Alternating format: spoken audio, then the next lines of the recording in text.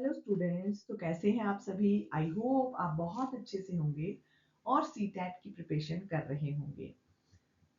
CTET की preparation करना बहुत ज़्यादा इम्पॉर्टेंट हो गया है आज के टाइम में, क्योंकि अगर आप टीचिंग लाइन में आना चाहते हो तो सीटेट को क्वालिफाई करना बहुत इम्पॉर्टेंट हो गया है। जैसे कि अभी आपने देखा कि इस बार जो जितने भी गवर्नमेंट टीचर थे उन्होंने भी सीटेट का एग्जाम दिया हुआ था, तो और रिजल्ट जो था वो बहुत ही कम रहा। ठीक है, तो बहुत जो कम बच्चे हैं वो सीटेट को क्वालिफाई कर पाते हैं, और उसका रीजन ये है कि वो एक अच्छा कंटेंट जो है वो नहीं पढ़ते हैं। कहीं से भी वो कुछ भी पढ़ के चले जाते हैं और एग्जाम जो है फिर वो क्वालिफाई नहीं कर पाते हैं।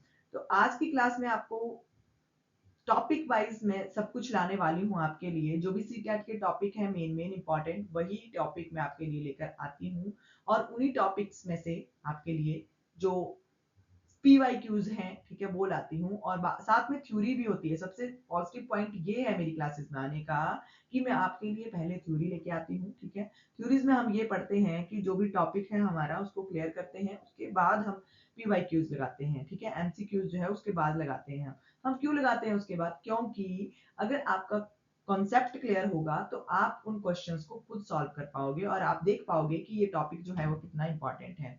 तो आज की क्लास का टॉपिक है प्राचीन भारत का इतिहास। ठीक है, क्या टॉपिक है? प्राचीन भारत का इतिहास, एंशियंट इंडियन हिस्ट्री। और बहुत इंपॉर्टेंट टॉपिक है ये।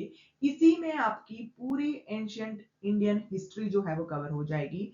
तो सबसे बड़ी बात ये है कि ये एनसीईआरटी बुक्स के बेस्ड है। ये सभी जो टॉपिक है प्राचीन भारत का इतिहास, ये एनसीईआरटी की बुक के बेस्ड टॉपिक है। ये पेपर नंबर 2 के लिए, सीटेट के लिए हम प्रिपरेशन कर रहे हैं, और ये सोशल साइंस का टॉपिक है, इतिहास का है। तो इतिहास लिखा है यहाँ पर कि भारत का इतिहास है, तो ये हिस्ट्री का टॉपिक है, बहुत इंपॉर्टेंट। ठीक है, तो आपको पता है कि सीटेट के एग्जाम में जो एसएसटी है वो 4 से 5 पोर्शंस में डिवाइड होती है। तो ये हिस्ट्री वाला जो पोर्शन है वो बहुत ज्यादा इंपॉर्टेंट हो जाता है एसएसटी में, क्योंकि 40 नंबर की जो एसएसटी है वो पूछी जाती है, और उसमें 20 नंबर की पेडागोगी रहती है, वो भी सब्जेक्ट वाइज बेस्ड ही रहती है। ठीक है, तो आपको अपना सब्जेक्ट जो है वो थोड़ा सा स्ट्रॉन्ग करना बहुत ज्यादा जरूरी है। चलिए ज्यादा बात ना करते हुए, क्लास बहुत ज्यादा लंबी नहीं होगी, आपने क्लास को एंड तक जरूर देखना है। और अगर आपका कोई डाउट रहता है, आपका कोई क्वेश्चन मन में आ रहा है, आता है, तो आपने मुझे कमेंट जरूर कर देना है। और साथ में आपने क्लास को लाइक करके जरूर जाना है। जब आप क्लास को देख लेते हो तो आपने मुझे ये भी बता सकते हो आपको क्लास कैसी लगी, आपके लिए बेनिफिशियल रही या नहीं रही, आपका कंसेप्ट क्लियर हुआ या नहीं हुआ। आप ये सब कुछ मुझे कमेंट करके बता सकते हो। कमेंट जरूर करना, और साथ में क्लास को लाइक करके जाना, अपने फ्रेंड्स के साथ शेयर जरूर कर देना क्लास को। और अगर आपने अभी तक चैनल पर विजिट नहीं किया है तो चैनल पर जरूर विजिट कर लें। साथ में आपने इस चैनल को सब्सक्राइब जरूर कर लेना है, क्योंकि बहुत सारी क्लासेस जो है इस चैनल पर आने वाली हैं। साथ में लगे बेल आइकन को प्रेस कर देना है, ताकि जो भी इस चैनल पर क्लास आती है आपकी उसकी नोटिफिकेशन जो है वो आपके पास सबसे पहले पहुंच जाए। चलिए ज्यादा बात ना करते हुए चलो शुरू करते हैं कि सीटेट में इतिहास से तथ्यात्मक, फैक्चुअल, और अवधारणात्मक यानी कि कॉन्सेप्चुअल, दोनों ही तरह के क्वेश्चन जो है वो पूछे जाते हैं, फैक्चुअल भी और कंसेप्चुअल भी। ठीक है, तो दोनों ही तरह के क्वेश्चन जो है वो इतिहास के जो है वो सीटेट की परीक्षा में पूछे जाते हैं। तो चलिए, बहुत इंपॉर्टेंट टॉपिक है ये, और इसी एक क्लास से आपका जो टॉपिक है ये प्राचीन भारत का इतिहास वो क्लियर हो जाएगा। ठीक है, नंबर भाग में डिवाइड है ये। ठीक है, नंबर 1 पर भाग जो है वो है विस्तृत विषय विश्लेषण। चलो हम विषय की विश्लेषण करते हैं, एनालाइज करते हैं कि आखिर ये है क्या। तो सबसे पहला, इतिहास के स्रोत, कब, कहां और कैसे। ठीक है, कब, कहां और कैसे। सबसे पहले इतिहास के स्रोतों में पांडुलिपियां देखी जाती हैं, मैन्युस्क्रिप्ट जो रहते हैं। ठीक है, पांडुलिपियां जो है वो देखी जाती हैं।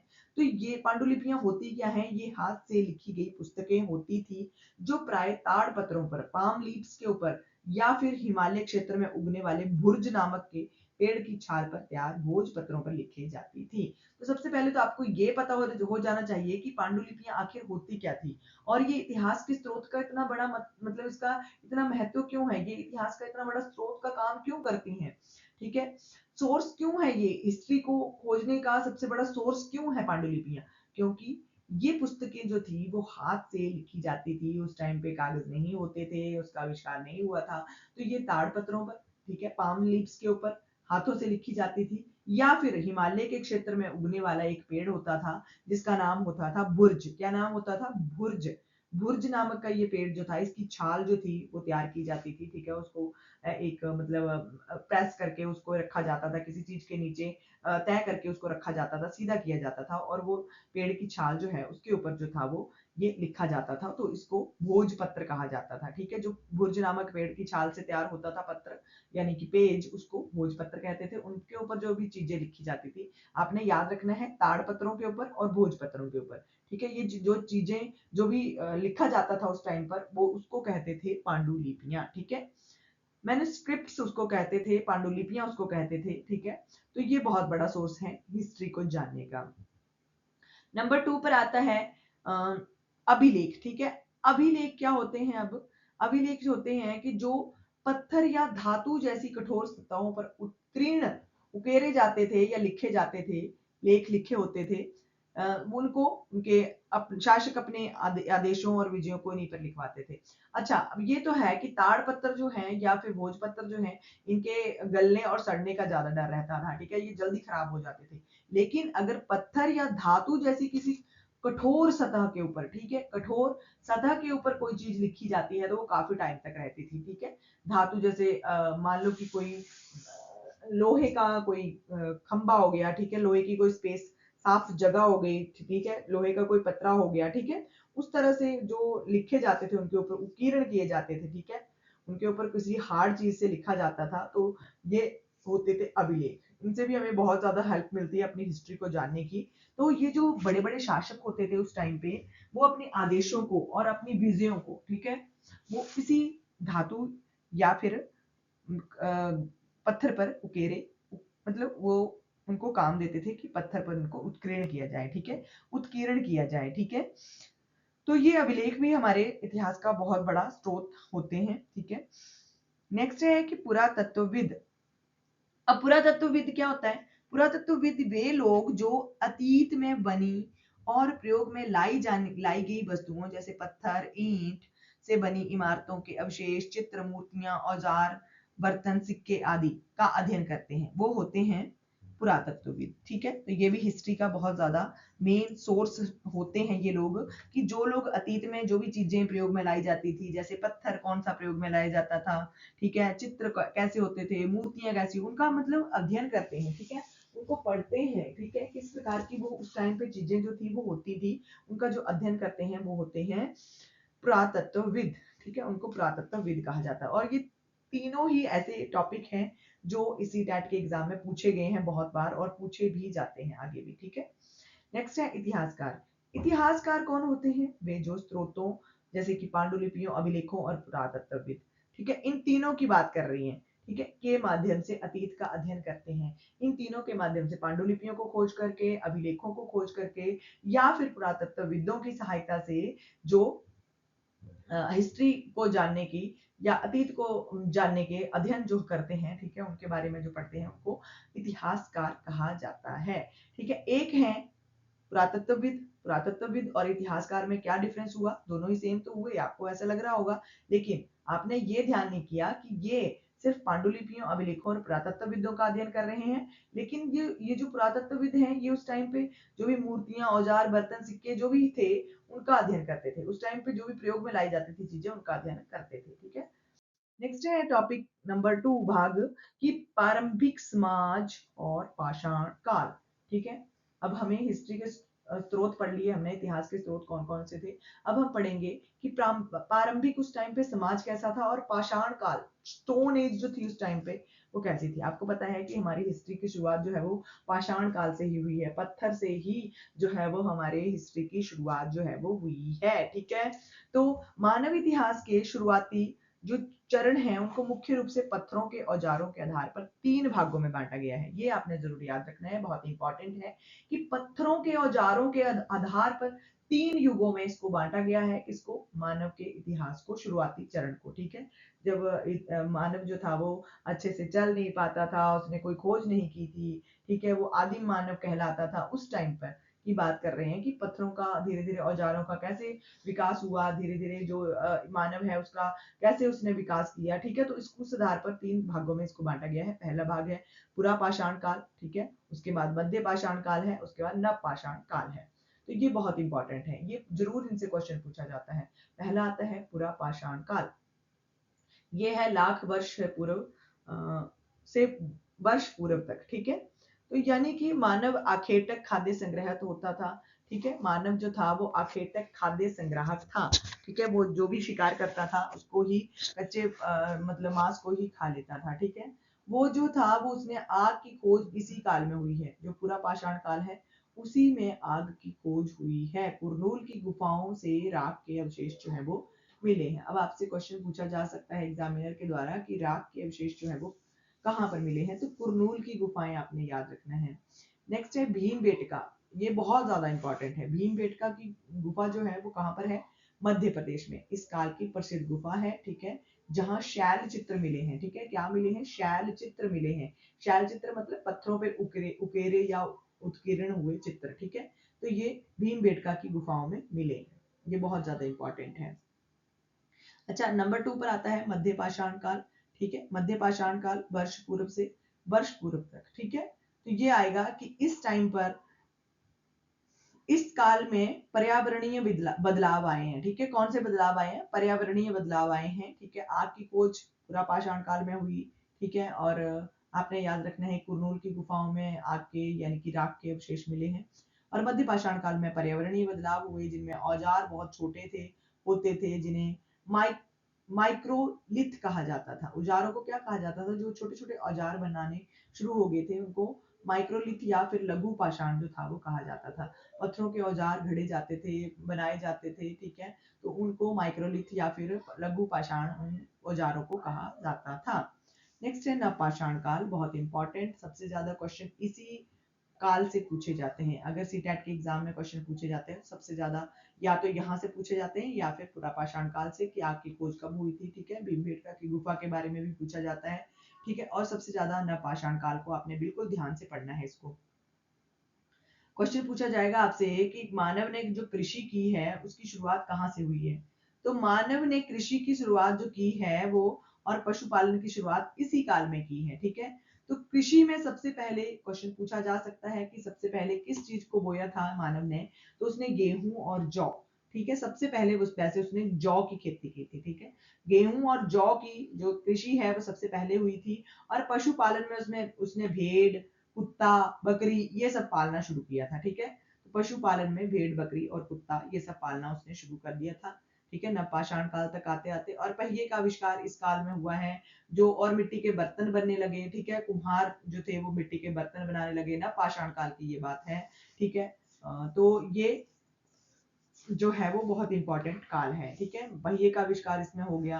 ठीक है, अब ये जो क्वेश्चन है वो बहुत ज्यादा इंपॉर्टेंट है कि मेहरगढ़ जो वर्तमान पाकिस्तान में आता है, मेहरगढ़। ठीक है, यहाँ सबसे पहले जौ और गेहूं उगाने तथा बकरी भेड़ पालने के साक्ष्य जो है वो मिले हैं। अब आपसे पूछा जा सकता है कि मानव के जो जो फसल उगाने के या फिर खेती करने के, कृषि करने के जो सबसे ज्यादा साक्ष्य मिले हैं सबसे पहले वो कहाँ पर मिले हैं, तो आपने याद रखना है मेहरगढ़, जो वर्तमान में पाकिस्तान में है। यहाँ चौकोर और आयताकार घर भी मिले हैं। ठीक है, चौकोर बिल्कुल चौरस शेप में, और आयताकार मतलब कि बिल्कुल ही थोड़े से लंबे होंगे और फिर बिल्कुल ही सपाट होंगे। आयताकार शेप आपको पता ही है, उस शेप में जो है वो घर मिले हैं। ठीक है, अब आपसे क्वेश्चन पूछे जा सकते हैं कि जो मेहरगढ़ है वहां पर किस प्रकार के घर मिले हैं, तो आयताकार और चौकोर आपने याद रखना है। अच्छा, नेक्स्ट है बुर्ज होम। बुर्ज होम कश्मीर में है, वर्तमान कश्मीर में। ठीक है, तो यहाँ के लोग जो थे वो गड्ढे के नीचे घर बनाते थे। ठीक है, गड्ढे के नीचे पहले गड्ढा खोदते थे, उसके नीचे घर बनाते थे, जिन्हें गर्तवास कहा जाता था। पिट हाउसेस जिनको कहा जाता था। ठीक है, गर्तवास उनको कहा जाता था, जो गड्ढे के नीचे वो घर बनाते थे में रहते थे, उनको गर्तवास कहा जाता था। बहुत इंपॉर्टेंट है ये नवपाषाण काल, इससे रिलेटेड बहुत सारे क्वेश्चन जो है वो पूछे जाते हैं। चलिए अब बात करते हैं प्रथम शहर की। प्रथम शहर यानी कि सिंधु घाटी सभ्यता, इंडस वैली सिविलाइजेशन की बात करेंगे। और ये अगर आपने सीटेट का एग्जाम एक बार दे लिया है या एक दो बार आप दे चुके हो तो आपको पता ही होगा कि बहुत बहुत बहुत इंपॉर्टेंट टॉपिक है ये हिस्ट्री का। और इससे रिलेटेड 2 से 3 नंबर तो आपको पक्का ही एग्जाम में पूछे जाते हैं। इंडस वैली सिविलाइजेशन, सिंधु घाटी सभ्यता, ठीक है। तो सिंधु घाटी सभ्यता की बात करते हैं तो ये सभ्यता जो है लगभग वर्ष पूर्व फली फूली, ठीक है, वर्ष पूर्व फली फूली ये सभ्यता। और इसकी खोज जो थी सबसे पहले हड़प्पा नामक स्थान में पर हुई थी, ठीक है। हड़प्पा जो थे, हड़प्पा सभ्यता भी इसको कहा जाता है या फिर सिंधु घाटी सभ्यता इसको कहा जाता है। तो हड़प्पा नामक स्थान पर इसकी खोज हुई थी। अब आपसे क्वेश्चन क्या क्या पूछे जाएंगे इस टॉपिक से वो मैं आपको अभी बताऊंगी, ठीक है। तो क्वेश्चन ये पूछा जाएगा कि नगर निर्माण योजना कैसी थी। तो नगर 2 या 2 से अधिक हिस्सों में विभाजित होते थे, ठीक है। जो नगर बनाए होते थे सिंधु घाटी सभ्यता में वो 2 या 2 से अधिक भागों में विभाजित होते थे। पश्चिमी भाग जो था वो छोटा लेकिन ऊंचाई पर था, ठीक है। जो सब पश्चिमी भाग था इन नगरों का वो छोटा होता था लेकिन ऊंचाई पर होता था, जिसे नगर दुर्ग कहा जाता था। नगर दुर्ग इसको कहा जाता था। और पूर्वी भाग जो था वो बड़ा लेकिन निचले इलाके में था, जिसको निचला नगर कहा जाता था, ठीक है। जो सिटाडेल है, नगर दुर्ग है, उसको ऊंचाई वाले इलाके को कहा जाता था जो पश्चिमी भाग में होता था। और जो पूर्वी भाग होता था उसको निचले वाला इलाका यानी कि निचला नगर लोअर टाउन जो था वो कहा जाता था, ठीक है। नेक्स्ट है कि इस सिटाडेल आपसे नगर दुर्ग ना पूछा जाके सिटाडेल भी सीधा पूछा जा सकता है। तो आपने ये याद रखना है कि सिटाडेल क्या होता था। सिटाडेल जो था वो पश्चिमी भाग था किसका, नगर निर्माण योजना का, सिंधु घाटी सभ्यता की नगर निर्माण योजना का जो पश्चिम भाग था उसको सिटाडेल कहते थे, नगर दुर्ग कहते थे, ठीक है। ये आपसे सीधा इंग्लिश वाला वर्ड भी पूछा जा सकता है, ठीक है। तो ये आपने तैयार रहना है इसके लिए और याद रख लेना है कि सिटाडेल क्या बताया मैंने आपको। नेक्स्ट है अब विशिष्ट संरचनाएं पढ़ते हैं। इसमें क्या क्या थी। महान स्नानागार मिले हैं, ग्रेट बाथ मिले हैं, ठीक है, मोहनजोदड़ो में। अब आपसे क्वेश्चन पूछा जा सकता है द ग्रेट बाथ जो है वो कहाँ पर मिला है, महान स्नानागार कहाँ पर मिला है या विशाल स्नानागार कहाँ पर मिला है। वो मिला है मोहनजोदड़ो में, ठीक है। मोहनजोदड़ो में बना था और जिसमें पानी के रिसाव को रोकने के लिए प्लास्टर के ऊपर चारकोल की परत जो थी वो चढ़ाई गई थी। तो पानी का रिसाव ना हो यानी कि पानी नीचे को ना रिस जाए उसके लिए जो है वो प्लास्टर के ऊपर जो था वो चारकोल की परत उस टाइम पर चढ़ाई गई थी, ठीक है। देख लो उस टाइम पर भी इतना ज्यादा जो था वो तरक्की कर ली गई थी कि चारकोल ऊपर से चढ़ाई गई थी ताकि पानी का रिसाव ना हो। अब अन्नागार मिले हैं, ठीक है, अन्नागार मिले हैं। ये हड़प्पा, मोहनजोदड़ो और लोथल के बड़े बड़े अनाज भंडार मिले हैं। कहाँ कहाँ मिले हैं अनाज भंडार, ये मिले हैं कि हड़प्पा में, मोहनजोदड़ो में और लोथल में, ठीक है। अब तीसरा नाम हमने पढ़ लिया, हड़प्पा तो हमने पहले पढ़ लिया था। उसके बाद अभी हमने ये भी पढ़ लिया कि मोहनजोदड़ो भी पढ़ लिया और लोथल में जो है वो बड़े बड़े अनाज भंडार जो है वो मिले हैं। नेक्स्ट है कालीबंगा। कालीबंगा और लोथल, अब इसकी बात करते हैं। कालीबंगा में बहुत बड़े बड़े अग्निकुंड, ठीक है, फायर एटलास मिले हैं, ठीक है, और यज्ञ के साक्ष्य मिले हैं कालीबंगा में, ठीक है। आपने याद रखना है बंगा से आपने याद रखना है अग्निकुंड मिले हैं, ठीक है। कालीबंगा में बहुत बड़े बड़े अग्निकुंड मिले हैं और यज्ञ के साक्ष्य मिले हैं। और लोथल में क्या है, लोथल में ये गुजरात में साबरमती की उपनदी के किनारे बसा हुआ था। और ये एक बड़ा गोदीवाड़ा यानी कि डॉकयार्ड था, ठीक है, बंदरगाह थी ये, ठीक है। जो लोथल थी एक बहुत बड़ी डॉकयार्ड थी यानी कि बहुत बड़ा बंदरगाह था जो विदेशों से आने वाले जहाजों से माल यहाँ पर उतारा जाता था, ठीक है। ये बहुत बड़ा जो था क्या था, एक गोदीवाड़ा था यानी कि बंदरगाह थी ये लोथल। और यहाँ पर जो भी विदेशों से जहाज आते थे उनके मालों को उतारा जाता था। और ये साबरमती, गुजरात में जो साबरमती नदी है कि उसकी उस उपनदी के किनारे बसा हुआ था, ठीक है। लिपि और मोहरे की बात करते हैं। हड़प्पा सभ्यता में लिपि और मोहरे कैसी थी। तो हड़प्पा सभ्यता की लिपि जो थी वो चित्रलेखा थी और आज तक जिसे पढ़ा नहीं जा सकता है। अच्छा, आपसे एग्जामिनर क्वेश्चन पूछ सकते हैं कि क्या हड़प्पा सभ्यता की लिपि को पढ़ा जा चुका है। तो आपका आंसर होगा नहीं। और हड़प्पा सभ्यता की लिपि कैसी है, चित्रलेख है, ठीक है, चित्रलेख है, ठीक है। तो ये जो है अभी तक जो है वो पढ़ी नहीं गई है, ठीक है, अभी तक जो हड़प्पा की जो लिपि है उसको पढ़ा नहीं गया है, ठीक है, उसको ट्रांसलेट नहीं किया गया है, ठीक है। तो ये इंपॉर्टेंट था। अच्छा, यहाँ से बहुत सारे क्वेश्चन मैंने आपको बता दिए। अग्निकुंड कहाँ से मिले हैं? कालीबंगा से।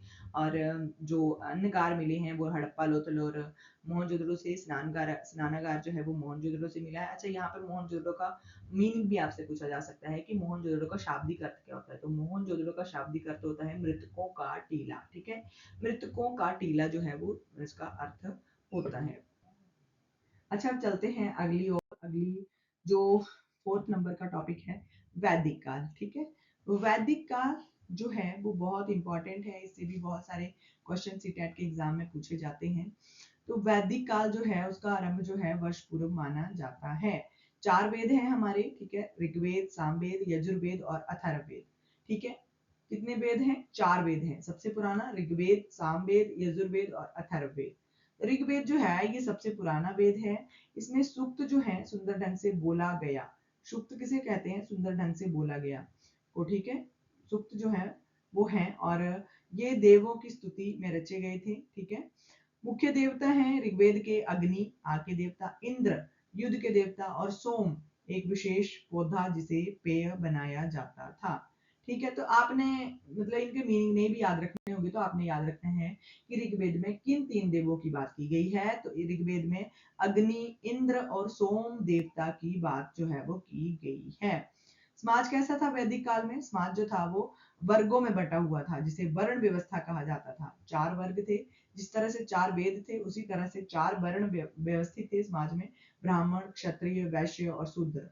लोग अपने राजा का चुनाव करते थे उस टाइम पे, और वंशानुगत नहीं होता था ये चुनाव, ठीक है। ये वंशानुगत नहीं रखा गया था कि हाँ अब इस परिवार का राजा बना है तो इसका पुत्र ही आगे राजा बनेगा, ठीक है। ये चुनाव करते थे अपने राजा का, और ना ही अपने पास बड़ी सेना होती थी।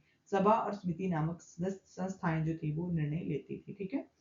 ये इंपॉर्टेंट है, बस आपने ये याद रखना है कि इसमें सूक्त है, ठीक है।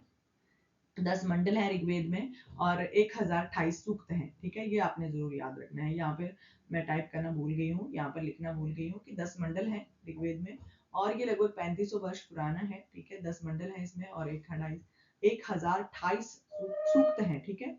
तो और 3 देवताओं की पूजा के बारे में बताया गया है, अग्नि, इंद्र और सोम, ठीक है। ये भी आपने याद रखना है। नेक्स्ट आते हैं 5वां टॉपिक हमारा, महाजनपद और मगध साम्राज्य, ठीक है। महाजनपद और मगध साम्राज्य के बारे में बात करते हैं। तो महाजनपद लगभग जो था वो वर्ष पूर्व कुछ जनपद अधिक महत्वपूर्ण हो गए थे, ठीक है। जो कुछ जनपद थे वो बहुत ज्यादा महत्वपूर्ण हो गए थे, जिन्हें महाजनपद कहा गया। कुल जनपदों का उल्लेख बौद्ध ग्रंथ अंगुत्तर निकाय से में मिलता है। अब कर की बात करते हैं। कर जो था वो महाजनपदों के राजाओं ने विशाल किले बनवाए और स्थायी सेना रखी थी, और इसके लिए उन्होंने नियमित कर वसूलना शुरू किया। और फसलों पर कर जो था वो उपज का भाग होता था, जिसे भाग कहा जाता था, ठीक है। फसलों पर कर लिया जाता था, जो उपज जितनी मतलब जिसके के पास हुई है उसका भाग ले लिया जाता था, ठीक है। तो उसको भाग ही कहा जाता था। आगे है मगध का उत्थान। मगध का उत्थान मतलब मगध सबसे शक्तिशाली महाजनपद जो था वो बना। इसके प्रमुख कारण थे गंगा और सोन नदियों के कारण जल परिवहन, उपजाऊ भूमि और लोहे की खदानें, जिससे महत्वपूर्ण हथियार बनते थे, ठीक है। इसके शक्तिशाली शासक बिंबिसार और अजातशत्रु थे, ठीक है। मगध के शक्तिशाली शासक बिंबिसार और अजातशत्रु थे। आगे वज्जी संघ। इसकी राजधानी वैशाली थी, और गण और संघ शासन व्यवस्था थी, जहां कई शासक मिलकर सभाओं में विचार विमर्श और शासन करते थे। हो सकता है आपको ये टॉपिक बोरिंग लग रहा हो, लेकिन इस टॉपिक से बहुत सारे क्वेश्चन जो है वो सीटेट के एग्जाम में पूछे जाते हैं। अच्छा, चैनल को आपने अगर सब्सक्राइब नहीं किया है या फिर आप पहली बार चैनल पर आए हो तो प्लीज चैनल को जरूर सब्सक्राइब कर लें, क्योंकि बहुत इंपॉर्टेंट क्लासेस मैं आपके लिए लेकर भी आने वाली हूँ, और ये भी क्लास बहुत इंपॉर्टेंट है। अपने फ्रेंड्स के साथ जरूर शेयर कर दीजिए और क्लास को लाइक जरूर कर दीजिए। चलिए आगे देखते हैं। आगे है 6 नंबर का टॉपिक, नए विचार, बौद्ध और जैन धर्म। बहुत इंपॉर्टेंट है, बौद्ध और जैन धर्म से रिलेटेड भी एग्जाम में पूछा जाता है, ठीक है। तो बौद्ध धर्म है संस्थापक सिद्धार्थ थे, जिनका नाम था गौतम बुद्ध।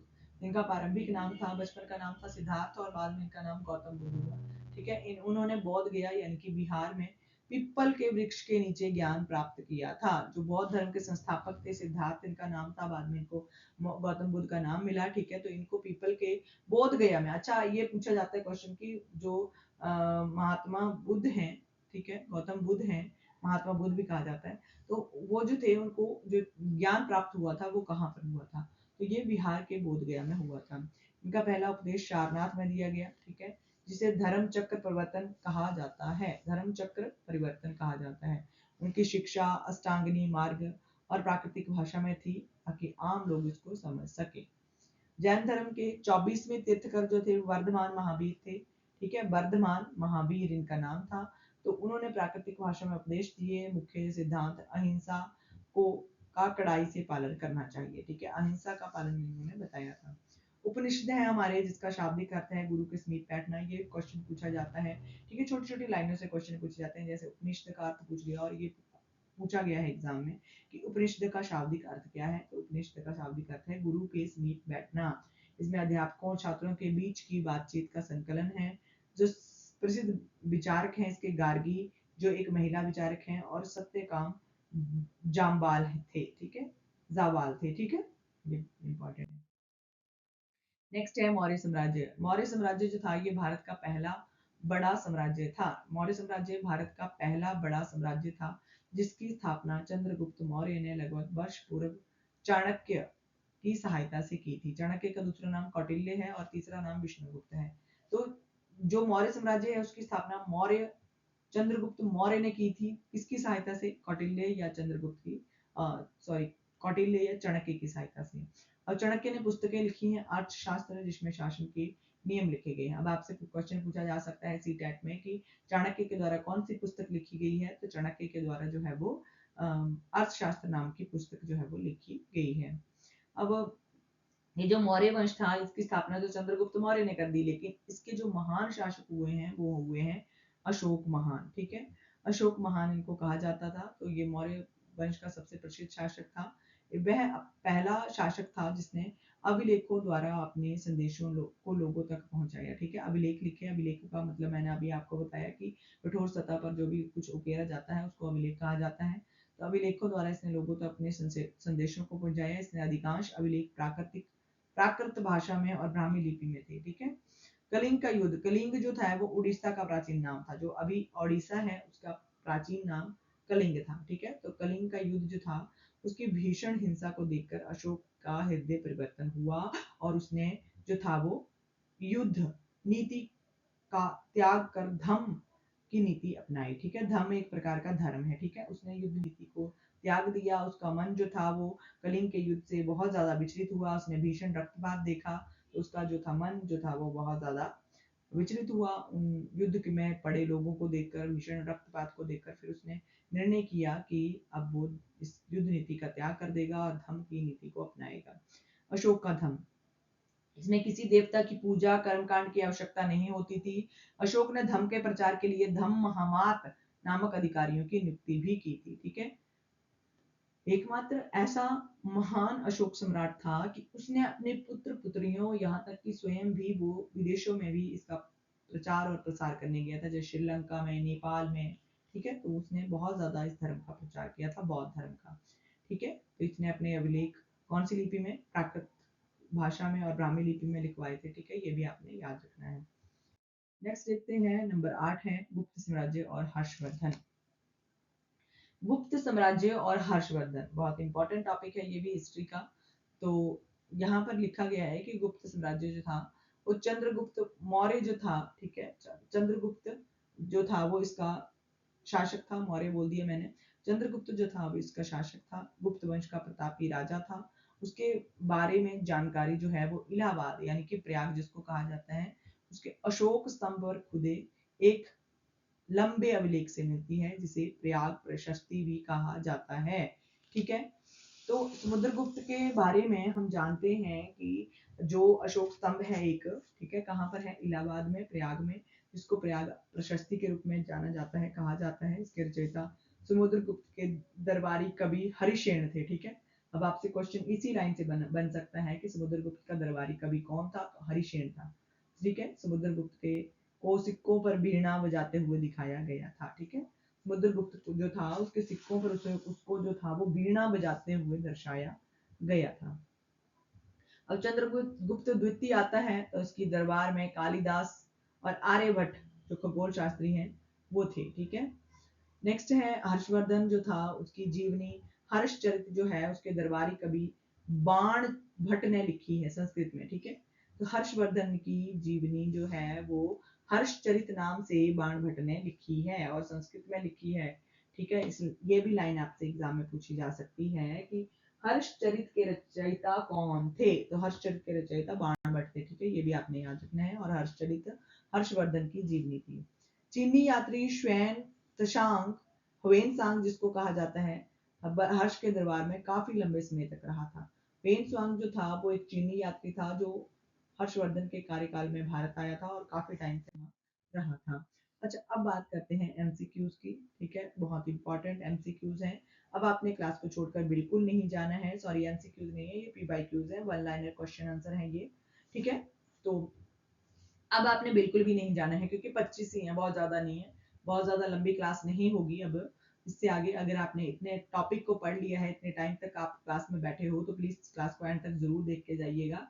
ठीक है, और मुझे कमेंट करके बता दीजिएगा कि आपको हिस्ट्री पढ़ना कैसा लगा यहाँ से। ठीक है, अब प्रश्न नंबर 1 की बात करते हैं। अब ये क्वेश्चन जो है 25 के 25 बताएंगे कि क्वेश्चन जो है एग्जामिनर जो है वो किस तरह से पूछते हैं एग्जाम में।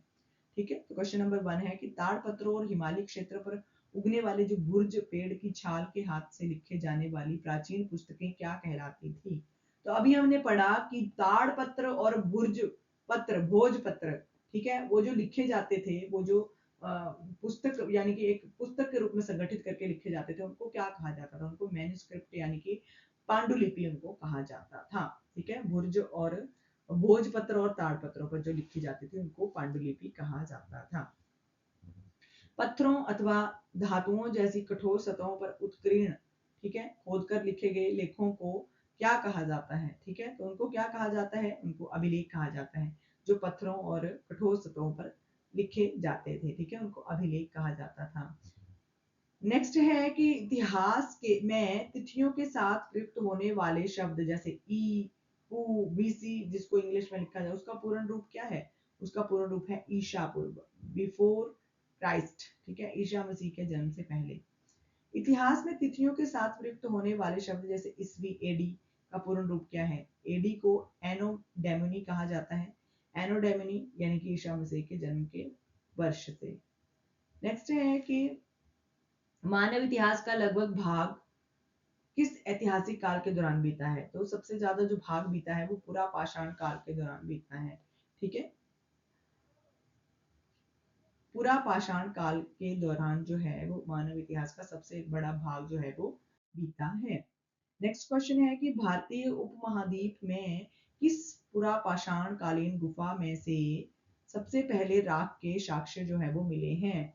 तो वो मिले हैं कुरनूल की गुफाओं से। ठीक है, आंध्र प्रदेश में है कुरनूल की गुफाएं, वहां से आग के साक्ष्य जो है वो मिले हैं। ठीक है, आग यानी कि राख के साक्ष्य वहां पर मिले हैं। नेक्स्ट क्वेश्चन कि मध्य प्रदेश में स्थित वह प्रसिद्ध स्थल कौन सा है जो पूरा पाषाण कालीन और मध्य पाषाण कालीन अद्भुत शैलपुत्रों के लिए जाना जाता है। तो वो है भीम बेटका। ठीक है, भीम बेटका की गुफाएं। नेक्स्ट है मध्य पाषाण काल जो है उसके छोटे पत्थरों के औजारों को क्या कहा जाता था, उनको लघु पाषाण या माइक्रोलिथिक कहा जाता था। ठीक है, माइक्रोलिथिक लोथिक कहा जाता था, माइक्रोलिथ कहा जाता था। ठीक है, मानव इतिहास के किस काल में कृषि, गेहूं, जौ, पशुपालन तथा स्थायी जीवन की शुरुआत हुई थी। तो हमने पढ़ा है कि कृषि की शुरुआत नवपाषाण काल से हुई थी, न्यूलिथिक जो एज थी वहां से हुई थी। ठीक है, तो ये आपने याद रखने हैं कि मानव जो था उसने जो नवपाषाण काल हुआ आरंभ उसमें ही खेती करना और जो एक खेती करना और पशुपालन और स्थायी जीवन जीना शुरू किया था। वह कौन सा नवपाषाण कालीन स्थल है जहां सबसे पहले जौ, गेहूं उगाने और भेड़ बकरी पालने के साक्ष्य जो है वो मिले हैं। तो वो मिले हैं मेहरगढ़ में। ठीक है, वर्तमान पाकिस्तान में। नेक्स्ट है कि नवपाषाण कालीन स्थल बुर्ज होम, ठीक है, उसकी मुख्य विशेषता क्या थी। जहां लोग गड्ढे के नीचे घर बनाते थे उसको गर्तवास कहा जाता था। पिट हाउसेस कहा जाता था। कहाँ पर? बुर्ज होम में। ठीक है, बुर्ज होम में लोग जो थे वो गड्ढे के नीचे घर बनाते थे, जिनको गर्तवास जो था वो कहा जाता था, पिट हाउसेस उनको कहा जाता था। नेक्स्ट है कि उत्तर प्रदेश में स्थित वह कौन सा नवपाषाण कालीन स्थल है जहां सबसे प्राचीन चावल यानी कि धान की खेती के साक्ष्य मिले हैं? तो वो है कोल्डी हवा। ठीक है, कोल्डी हवा जो है वो ऐसा प्राचीन स्थान है नवपाषाण कालीन जिसमें जहां पर सबसे पहले धान की खेती के साक्ष्य जो है वो मिले हैं। नेक्स्ट है कि हड़प्पा सभ्यता, सिंधु घाटी सभ्यता की खोज सर्वप्रथम किस वर्ष और किसके द्वारा की गई थी? तो ये की गई थी 1921 में दयाराम साहनी के द्वारा। ठीक है, यहाँ पर ईयर लिखना थोड़ा सा मिसप्रिंट हो गया है, तो वर्ष 1921 में दयाराम साहनी के द्वारा जो था वो हड़प्पा सभ्यता की खोज जो थी वो की गई थी। नेक्स्ट 14 नंबर का क्वेश्चन है कि हड़प्पा सभ्यता के नगरों का वह पश्चिम हिस्सा जो आकार में छोटा लेकिन ऊंचाई पर बना था वह क्या कहलाता था? तो वह नगर दुर्ग कहलाता था, सिटाडेल कहलाता था, जो ऊंचाई पर बना होता था। नेक्स्ट है ईंटों और प्लास्टर के ऊपर चारकोल की परत चढ़ाकर रिसाव को रोकने के लिए बनाया गया प्रसिद्ध महान स्नानागार कहाँ से मिला है? तो वो मिला है मोहनजोदड़ो से। अच्छा, क्वेश्चन को लंबा इसलिए कर दिया गया है, सीधा भी पूछा जा सकता था कि प्रसिद्ध महान स्नानागार कहाँ पर मिला है, तो वो मोहनजोदड़ो से मिला है। इसका भी उत्तर यही होता है। तो क्वेश्चन को लंबा इसलिए कर दिया गया है ताकि आपको थोड़ी सी कंफ्यूजन क्रिएट हो जाए। ठीक है, लेकिन हमने अभी टॉपिक पढ़ा है, आपको कंफ्यूजन बिल्कुल क्रिएट नहीं होनी चाहिए, क्योंकि कॉन्सेप्ट को मैंने क्लियर कर दिया है। ठीक है, मोहनजोदड़ो से हमें जो है वो महान स्नानागार मिला है। नेक्स्ट है कि गुजरात में साबरमती की उपनदी के किनारे बसा हड़प्पा कालीन बंदरगाह नगर कौन सा था जहां विशाल गोदीवाड़ा मिला है? ठीक है, वो लोथल था। ठीक है, लोथल जो था वो आपसे अब इस प्रकार से भी क्वेश्चन पूछे जा सकते हैं कि लोथल जो था हड़प्पा काल की सबसे बड़ी बंदरगाह थी, जिसको जहां विशाल गोदीवाड़ा मिला है। ठीक है, तो ये गुजरात के साबरमती उपनदी के किनारे बसा हुआ था। नेक्स्ट है कि हड़प्पा सभ्यता के किन दो स्थलों से अग्निकुंड के साक्ष्य मिले हैं जो हवन या यज्ञों के अनुष्ठानों को दर्शाते हैं? तो वो है कालीबंगा जो राजस्थान में है और लोथल जो गुजरात में है। नेक्स्ट क्वेश्चन है कि हड़प्पा सभ्यता का वह एकमात्र नगर कौन सा है जो दो के बजाय तीन भागों यानी कि दुर्ग मध्य नगर और निचला हिस्सा में विभाजित थे? वो धोलीवीरा था। ठीक है, धोलावीरा जो गुजरात में है। नेक्स्ट क्वेश्चन है हड़प्पा सभ्यता के लोग तांबे और टीन को मिलाकर कांस्य बनाते थे, लेकिन वे किस धातु को पूरी तरह से अपरिचित थे? वो लोहा धातु को बिल्कुल भी नहीं जानते थे हड़प्पा सभ्यता के लोग। सबसे प्राचीन वेद कौन सा है? इसकी रचना लगभग कितने वर्ष पूर्व हुई है? तो ऋग्वेद सबसे प्राचीन वर्ष है, इसकी रचना जो है लगभग 3500 वर्ष पूर्व हुई है। ठीक है, मैंने आपको बता दिया था। नेक्स्ट 21 नंबर की ऋग्वेद में संकलित योजनाओं भजनों को क्या कहा जाता है जिनका शाब्दिक अर्थ अच्छी तरह से बोला गया होता है? वो सूक्त होते हैं। और ऋग्वेद में कितने सूक्त हैं? लगभग 1028 सूक्त हैं। ठीक है, 1000 से ज्यादा सूक्त हैं, 1028 टोटल सूक्त हैं, ये आपने याद रखना है। अच्छा, ऋग्वेद में किन तीन देवताओं की जो स्तुति के बारे में अधिक रचे गए हैं? तो वो है अग्निदेव, इंद्रदेव और सोमदेव। इन तीनों देवताओं की सबसे ज्यादा जो है वो स्तुति की गई है ऋग्वेद में। ऋग्वेद में समाज के लोगों का वर्गीकरण किस आधार पर किया गया था? तो काम, भाषा, परिवार या समुदाय या निवास स्थान के आधार पर जो था वो उनका वर्गीकरण किया गया था। नेक्स्ट है लगभग वर्ष पूर्व उत्तर भारत में विकसित हुए बड़े राज्यों का उल्लेख किस बौद्ध ग्रंथ में संकलित है? अंगुत्तर निकाय में।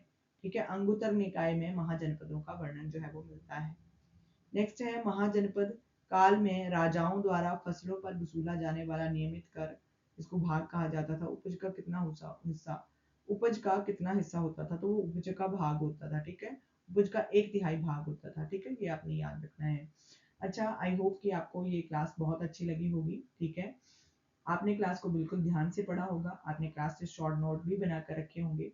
जैसा कि मैं आपको हर क्लास में बोलती हूँ कि आपने शॉर्ट नोट जरूर बनाने हैं, क्योंकि जब एग्जाम में 5 से 10 दिन बचते हैं तो उस टाइम पर अगर आप अपने शॉर्ट नोट से रिवीजन करते हो तो आपकी रिवीजन बहुत ज़्यादा अच्छी हो जाती है। आपका CTET या कोई भी एग्जाम जो है क्वालिफाई करने में बहुत ज़्यादा हेल्प करते हैं ये शॉर्ट नोट्स। तो आई होप कि आपको ये क्लास बहुत अच्छी लगी होगी और इसी एक क्लास को पढ़कर आप जो है प्राचीन भारत का इतिहास जो है उसके रिलेटेड जितने भी टॉपिक अंडर आते हैं वो आपके क्लियर हो गए होंगे।